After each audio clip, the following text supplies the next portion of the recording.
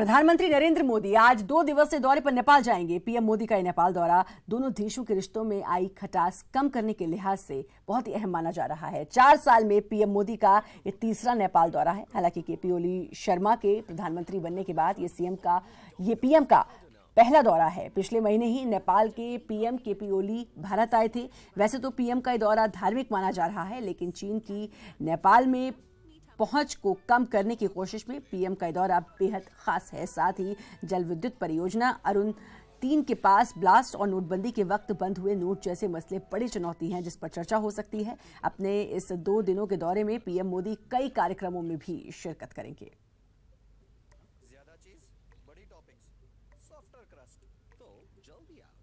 अगले 5 साल के लिए कर्नाटक की किस्मत का फैसला होने ही वाला है। शनिवार को वोट डाले जाएंगे और 15 मई को साफ हो जाएगा कि कौन होगा कर्नाटक का किंग। नजर डालते हैं कर्नाटक के कुरुक्षेत्र के अहम पहलुओं पर। कर्नाटक में प्रचार का शोर खत्म हो गया, अब वक्त है फैसले का। लेकिन सबसे बड़ा सवाल कि कौन जीतेगा कर्नाटक का कुरुक्षेत्र। कर्नाटक में त्रिकोणीय लड़ाई के बाद त्रिशंकु विधानसभा के संकेत ने भी सभी राजनीतिक पार्टियों की धड़कन बढ़ा दी है। कर्नाटक की सत्तारूढ़ पार्टी कांग्रेस अपनी सत्ता बचाने के लिए चुनावी मैदान में है, तो बीजेपी कर्नाटक जीतकर दक्षिण के राज्य में विजय अभियान शुरू करना चाहती है। वहीं कर्नाटक की तीसरी बड़ी पार्टी जेडीएस बीएसपी समेत 4 दलों से गठबंधन कर कर्नाटक में किंग मेकर की भूमिका में आने की कोशिश में है। आपको बता दें कि कर्नाटक की 224 में से 223 सीटों पर वोट डाले जाएंगे। कर्नाटक में 4 करोड़ 96 लाख वोटर हैं, जबकि पहली बार वोट डालने वाले युवा मतदाताओं की संख्या 15 लाख 40 हजार के करीब है। चुनावी मैदान में कुल 2655 उम्मीदवार अपनी किस्मत आजमा रहे हैं, जिनमें 2436 पुरुष और 219 महिला उम्मीदवार हैं। बीजेपी ने 224 उम्मीदवारों को मैदान में उतारा है, तो कांग्रेस के 222 उम्मीदवार अपनी किस्मत आजमा रहे हैं। जेडीएस के 199 और सहयोगी बीएसपी के 19 उम्मीदवार मैदान में हैं। खास बात यह है कि कांग्रेस के सीएम उम्मीदवार सिद्धारमैया 2 सीटों चामुंडेश्वरी और बादामी से किस्मत आजमा रहे हैं, तो जेडीएस के सीएम उम्मीदवार एचडी कुमारस्वामी रामनगर और चन्नापाटना से चुनावी मैदान में हैं। अगर बात मुद्दों की करें तो कर्नाटक चुनाव में लिंगायत को अलग धर्म का दर्जा देना सबसे बड़ा मुद्दा है। दलित कार्ड का इस्तेमाल भी कर्नाटक चुनाव में जमकर हुआ। चुनाव में भ्रष्टाचार को लेकर भी काफी शोर हुआ। रेड्डी बंधुओं और सिद्धारमैया सरकार के मंत्री का भ्रष्टाचार बड़ा मुद्दा है। बेलारी का माइनिंग घोटाला भी चुनाव के बीच सुर्खियों में रहा। विकास के कर्नाटक मॉडल बनाम गुजरात मॉडल का मुद्दा भी काफी गर्म रहा। किसानों को लेकर भी कर्नाटक में काफी शोर हुआ। महादई नदी के पानी को भी सियासी मुद्दा बनाया गया। गुजरात गौरव की तर्ज पर कन्नड़ गौरव को भी कांग्रेस ने खूब भुनाया।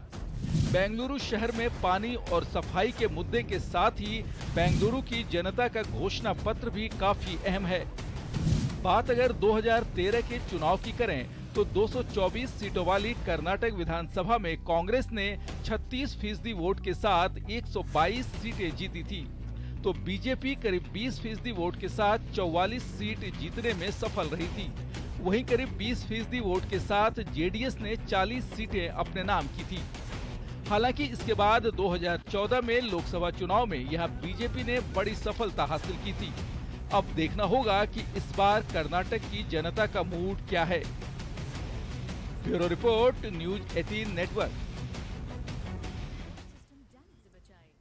कर्नाटक चुनाव प्रचार का शोर थम गया है, लेकिन दावों का जोर लगाना अभी भी जारी है। कर्नाटक के रण में अंतिम वक्त तक हर किसी ने मतदाताओं को अपने पाले में करने की पूरी कोशिश की। हालांकि इस जोर आजमाइश में कर्नाटक के असली मुद्दे पीछे छूट गए और दिल्ली की लड़ाई हर तरफ हावी दिखी। मानते हैं कि हमारा दक्षिण का प्रवेश द्वार कर्नाटक है, तो दलितों के मुद्दे हम तो उठाएंगे, वो तो हमारा काम है। कर्नाटक के कुरुक्षेत्र का आखिरी दांव, चुनावी शोर खत्म, अब फैसले का वक्त। सब जो चीजें हैं ये डिस्ट्रैक्ट करने की चीजें। कर्नाटक चुनाव के शोर ने करीब 10 दिनों तक पूरे देश की सियासत को अपने में उलझाए रखा।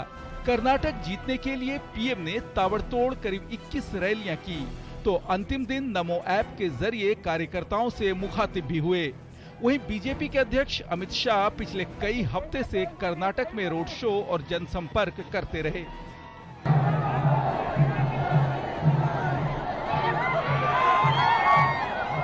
कांग्रेस ने भी अपना महत्वपूर्ण किला बचाने के लिए पूरा जोर लगा दिया।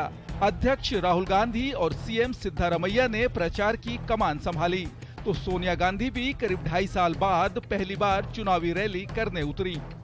कर्नाटक की सियासी अहमियत को देखते हुए असली मुद्दे पहले से ही गायब थे, जो अंतिम दिन आते आते जीत के दावों के साथ वार और पलटवार पर जा टिके। कहने में कोई झिझक नहीं है कि आजाद भारत की सबसे विफल और निकम्मी सरकार सिद्धरामैया सरकार रही है। एक तरफ कांग्रेस पार्टी के नेता हैं, सिद्धरामैया जी बैठे हुए हैं, इनकी आप चेहरा देखिए। दूसरी तरफ येदियुरप्पा जी बैठे हैं। कर्नाटक के चुनाव में धार्मिक और जातीय मुद्दे भी जमकर उछले। जैसा कि हर चुनाव में होता है, इस बार भी चुनाव से पहले दलितों के हालात पर खूब आंसू बहे। कांग्रेस के दिल में दलितों और पिछड़ों के लिए कोई जगह नहीं है, और ऐसा आज से नहीं दशकों से चला आ रहा है।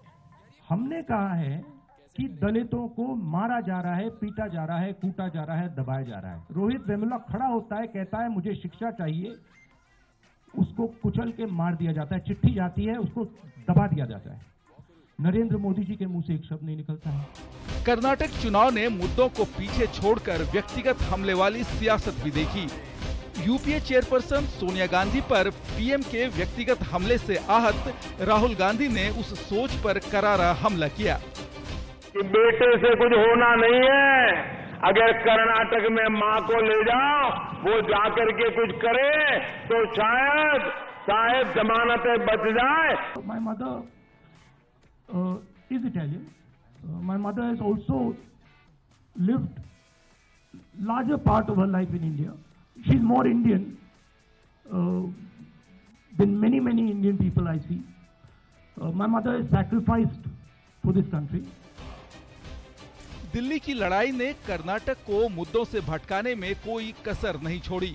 मठों के महत्व वाला कर्नाटक अगले 5 साल के लिए किसको सत्तासीन करेगा, इसका फैसला होने में अब थोड़ा ही वक्त बचा है। लेकिन इतना तो साफ है कि दक्षिण के किसी राज्य ने इससे पहले दिल्ली की सत्ता को इस तरह से प्रभावित नहीं किया था, जितना प्रभाव कर्नाटक के चुनाव परिणाम का होने वाला है।